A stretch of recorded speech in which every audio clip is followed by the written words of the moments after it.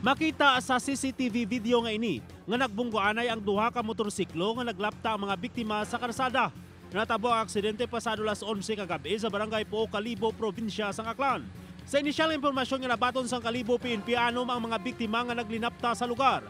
Pagkadto ang motorsiklo nga ginamaniho ni Jonel Sulina, upod ang duha ka backrider sa New Washington, Aklan. Sa nasugata nila sa barangay Puok ang motorsiklo nga ginamaniho naman sa minor de edad nga si Giancarlo Dahan, sakay ang duha pagid ka backrider. Pag-abot sang rescue team, nakita nila ang driver nga si Sulina nga wala sang pangalibutan kag nagatulo ang dugo sa ulo.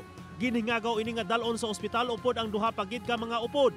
Samtang ang duha ka backrider sang minor nga si Dahan ang nakaagom lang sa mga minor nga pila sa lawas, pero si Giancarlo Dahan ang gindalagid sa ospital.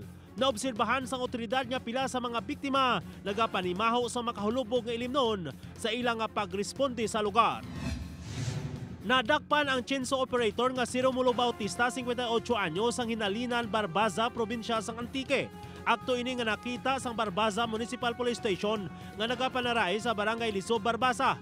Na-recover sang otoridad ang chainsaw kag pila ka mga tapi nga nasiad na. Hugot nga ginapatuman sa mga pulis ang kampanya kontra illegal logging sa lugar. Depensa sang sospek ang iya ginkuha nga kahoy ang natumba na sang bagyo. Pero nakita nga ang chainsaw nga iya gingamit wala sang permit. Kay 3 na katuig nga nag-expired. Gani pasakaan gihapon ini sang nagakaigo nga kaso. Nagdugang sa persa sang Dao Municipal Police Station sa probinsya sang Capiz ang mga miyembro sang Kabayan Action Group Capiz Chapter kag mga barangay tanod. Nagdugang sa persa sang Dao Municipal Police Station sa probinsya sang Capiz ang mga miyembro sang Kabayan Action Group kag mga barangay tanod.